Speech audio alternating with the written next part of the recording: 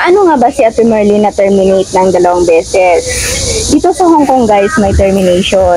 Ang ibang helper dito ay naka-experience ng ma-terminate. Isa na siya doon. So, pag nagtrabaho tayo dito sa Hong Kong, walang kasiguraduhan. Hindi natin alam yung kapalaran natin, kung saan tayo aagos ng kapalaran natin. Ilan lamang yung mga experience namin dito na i-share sa inyo, na yung mga napagdaanan lang namin. So, kaya naisipan ko siyang interviewin kasi 2 beses na siyang maka-experience ng ma-terminate. At ano yung mga pinagdaanan niya nung time na yun. So, hello Ate Marlene. Hello. Say hi to everyone. Hello everyone. Yung pinakauna mong naranasan na termination, ano yun? Yung sa una kong employer, hindi kami magkasundo ng amo kong babae. Kung ano yung mga sinasabi niya, parang hindi kami magkakaintindihan. Parang sa una pa lang hindi na kayo magkasundo na amo mo, yun yung ibig mong sabihin. Ayaw niya sa akin. Ayaw niya talaga sa'yo. Pinarangka niya ako na ayaw niya talaga sa akin. Bakit kaya? Ano sa palagay mo? Yan lang ang reason niya, ayaw niya sa akin. Parang hinahanapan niya ako ng mali. Lagi niya ako hinahanapan ng mali. Kasi 2 kaming helper sa bahay. Tapos ako naman kasi sa luto at saka yung sa marketing. Tapos yung kasama ko dun sa 2 bata. Oh.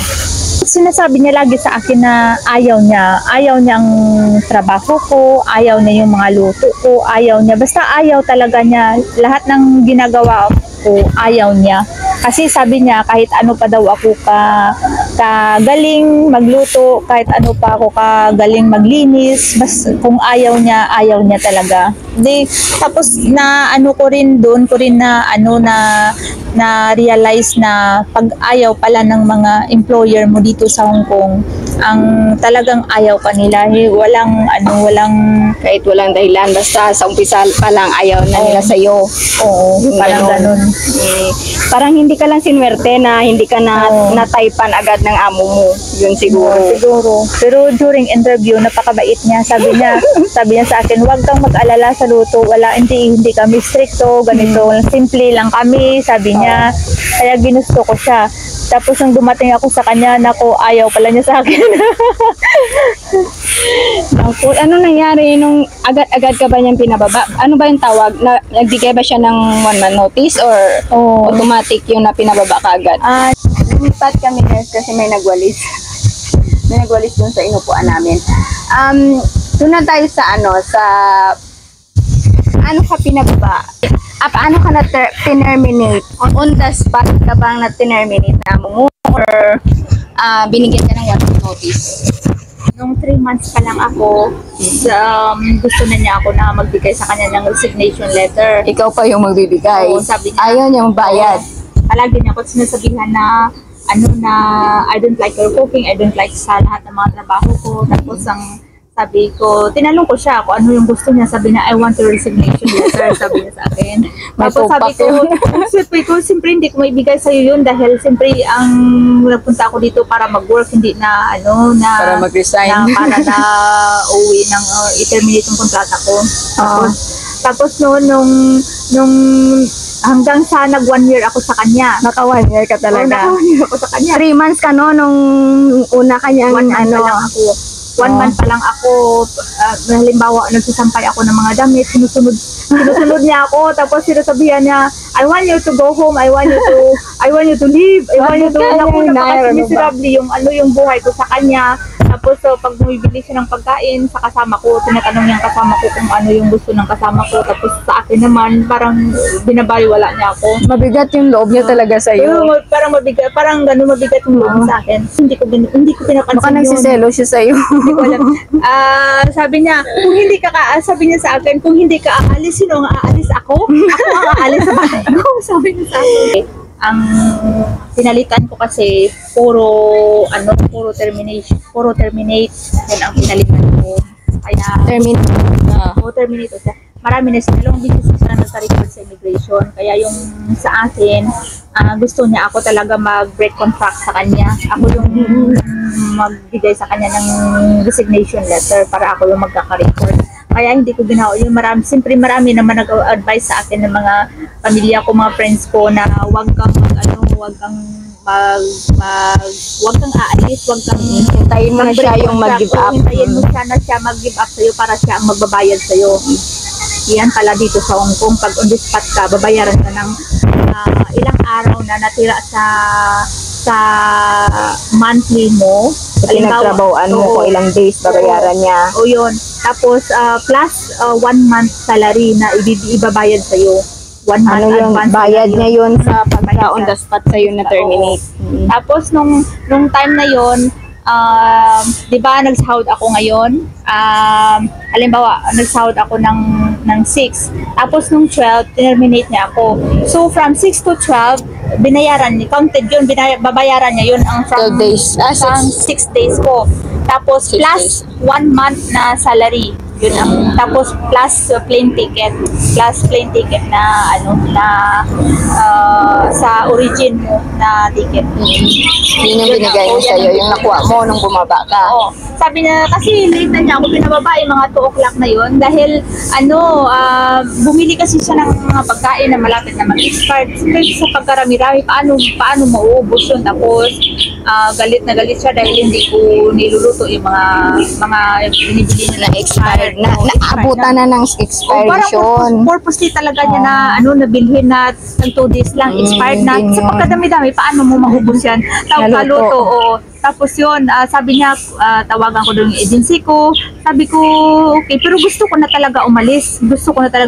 Parang tinitiis ko na lang na siya ang mag-give up. Okay. Kasi alam mo yung consequences pag Kasi ikaw. 1 year na ako so 1 year na ako, meaning, ang ibig sabihin na parang may kunting ka na dyan ba? May kunting experience ka na, ganun may, at saka may kunting ipon ka na rin kahit Oo. pa kunti-kunti. So nung bumaba ka na sa kanila, nag-apply ka ulit sa agency mo.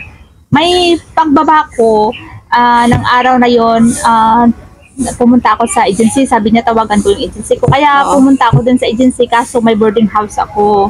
Kumuha ako ng boarding house. Doon ko nilagay yung gamit ko sa boarding house at saka may 15 days pa ako na pwede magstay dito sa Hong Kong. Oo, Kaya yung 15, pag na-terminate ka sa amo mo on the spot, mo 15 days ka pa na pwede stay. Yan lang ang days na pwede mo allowed na stay dito sa Hong Yan yun Kong. ang- Ngayon, yung 15 days na yun ang ginamit ko para mag-apply sa ibang agency. Hindi na ako bumalik dun sa agency ko. Mag-apply ako sa ibang agency. Maraming mga agency dito guys na tatanggap sa iyo. Kasi 1 year ako sa kanya eh. Kasi yung mga agency dito tumatanggap ng break, termination, finish contract, lahat yan tumatanggap sila. Depende kasi sa amo, namimili yung amo na kung magustuhan ka ng amo, pero mas maiki kasi pag finish contract ka, mas gusto ka ng amo. Pero pag break ka o na-terminate, may pag-asa ka pa rin makakuha. Then, after nun, ilang days ka bago nakakuha ng amo, nakakita ng amo? Mga 8 days at saka nakapirma ako ng kontrata. Ng Tapos bagong umuwi ka kontrata, na? 8 days. Umuwi ako nung nagpumirma ako ng 8 days ako, di ba, pumirma ako ng kontrata. Oo. Nung 12 yata ako. 12, mga 8, 9, 10, 11, 3 days pa bago ako umuwi. Umuwi ka na, tapos doon mo na hinintay ang visa mo sa Pinas. Oo, doon ko na hinintay. 1.5 month lang hinintay ko sa Pilipinas. So, yung pangalawang beses mo na na-terminate, ano naman yun? Yung Bakit ka na-terminate ulit? na-terminate ako dahil yung amo ko nag-relocate. Yun yung pangalawang amo mo na Oo. kinuha Oo, na yung pangalawang after mo amo. na-terminate sa una. Yung Terminate. pangalawang nag-terminate sa ikalawang employer mo rin Oo. yun? Pangalawang sa second employer ko. mo? Bakit naman doon 1 year din na-terminate? ako sa kanya sa kanila dahil magre-relocate na sila sa Canada.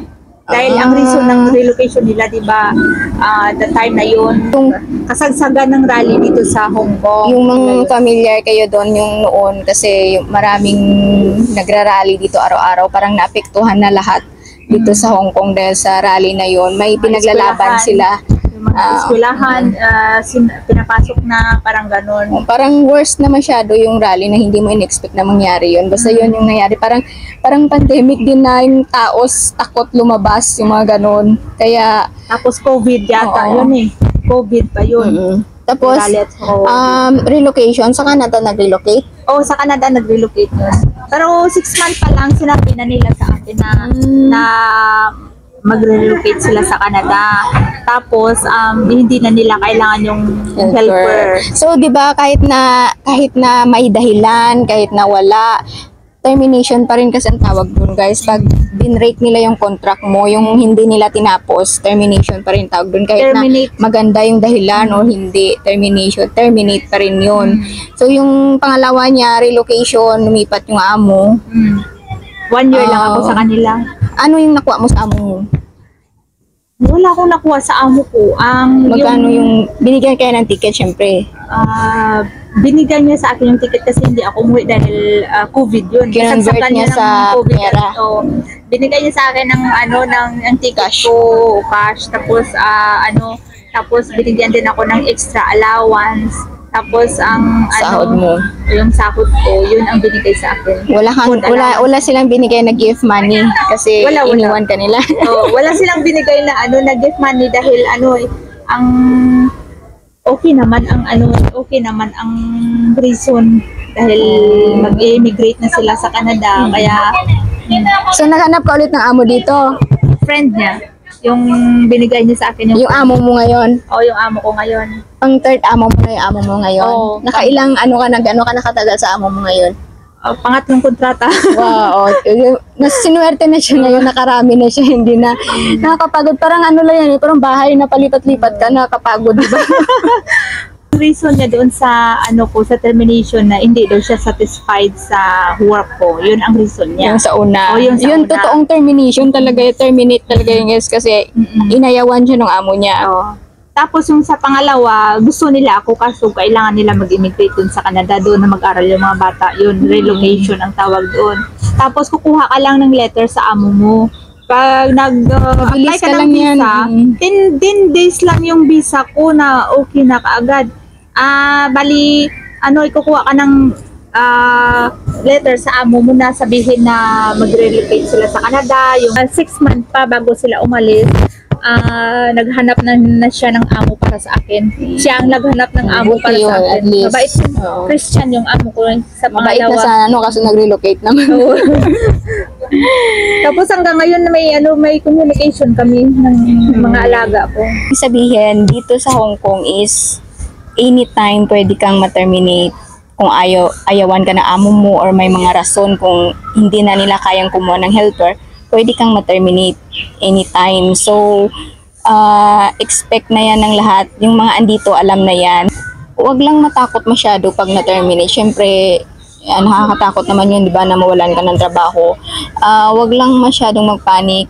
Maghanap lang. May maraming mga agency dito na naghanap pag na-terminate ka. Pero pag bago ka pa lang talaga, magsumikap ka rin na tumagal din sa amo mo para at least pag na-terminate ka, makahanap ka agad. Kasi yung, oo, kasi yung bago ka pa lang dating, terminate agad, ano yung pwede mong maibigay na experience sa susunod na amo mo na applyan, di ba? Wala ka pang mai-show na experience mo. At least kahit na makatagal ka konti, may experience ka na magugustuhan ka ng makakapiling amo sa'yo. At saka yung mga first time na na-terminate agad. Marami naman na hindi alam na halimbawa pag ayaw ka ng amo mo, halimbawa terminate kita, bilhan kita ng ticket ng 6 Diretso na agad. Sa akin ganun yun lang sinabi niya sa akin. Sabi niya diretso ka agad na uuwi. Pero sinabi ko sa agency na kiusap ako sa agency na sabihin sa kanya na hindi ako muna nahanap mo na ako. Na willing kang maghanap ulit ng Hanap amo, mo na ako sabihin ng sa amo. Sabihin niyo talaga yan para makahanap pa yung amo bago umuwi. Kahit anong amo, i-grab niyo na para habang may dito tatanggap pa sa'yo kayo. kasi first time pa lang. Alam ko yung mga first timer dyan na yung mga nagbabalak pa lang mag-apply dito, gusto ding makarinig ng mga ganitong kwento. Oo. At least pag andito na sila or gusto nilang pumunta dito, alam na nila ang gagawin. Kasi marami akong nakikita din na marami akong nakikilala na terminate na amo, diniretso sa airport, diretso din sila uwi. Yung hindi na naghanap agad, hindi na naghanap ng amo na umuwi na agad, yung biglang nang hinaan ng loob, biglang natakot, yung ganun. Hindi, uwi, hanap muna kayo ng amo. Mayroon kasi akong subscriber na yung bago pa lang siya, first time siya, yung amo niya is parati siyang hinahanapan ng mali. Parati siyang, oo. Tapos, kahit anong gawin niya, tinitingnan. Yung parang, siya, parang CCTV yung amo niya na kahit sa anong gawin niya nakasunod. Tapos, konting galaw niya lang, mali na, galangan, ganito, ganyan. Anong mai-advise mo sa kanila na yung parang gusto nang sumuko din? Ay, yan din ang na-experience ko dito sa amo ko para ako malulokan na parang hindi ko alam kung anong gagawin ko, na parang mabaliw ako, na parang sakit ng dibdib ko, pero pinapalakas ko talaga yung sarili ko, na sinasabi ko palagi na kaya ko to. Pag halimbawa, tapos na yung work ko sa gabi, siguro na-experience ko na pag araw ng day off, gusto ko talagang lumabas. Pag uwian na, parang ayokong bumalik sa bahay. Yan ang na-experience ko, kasi ang bigat-bigat ng loob ko, na parang puro na lang mali ang nakikita. Wala talagang maganda nakikita sa mga trabaho ko. Pero tiniis ko yun, guys. Yun ang pinaka natin, kasandata natin, yung Weapon pagtitiis. natin, yung pagtitiis. Tiis lang. Tiis. Huwag mo siyang pansinin hanggang ngayon hindi ka sinasaktan. Saka i-level up mo rin siyempre yung sarili mo. Kung ano yung sinita niya sa'yo, huwag mo nang ulitin, baguhin mo. Kung ano yung gusto niya, sundin mo, yung ganun, para at least kinabukasan, hindi ka na niya ulit sisitahin, or kinabukasan, medyo maglaylo na siya konti sa'yo. Kasi ganyan naman kasi pag first time ka dito, yung ibang amo, kasi iba-iba naman ugali na amo dito. May mga amo na bantay, sarado ka talaga pag bago ka pa lang. Yung feeling mo, parang stricta naman ang amo na ito. Kung saan yung mali mo, yun palagi binabantayan. Pero yung ibang amo, pumapasok sa mga mali mo. yung ibang amo ganyan, guys. Pag medyo tumagal ka na, nakuha mo na yung loob niya, na yung may trust na siya sa'yo, hayaan ka na dyan kung sa trabaho, hindi ka na tulad noon na bantay sarado talaga. Sa una lang yan. Okay guys, tapusin na natin ito. Medyo mahaba na tayo. Thank you for sharing your story. At yun lang guys. Bye-bye. Bye-bye. Thank you for watching. Thank you for watching.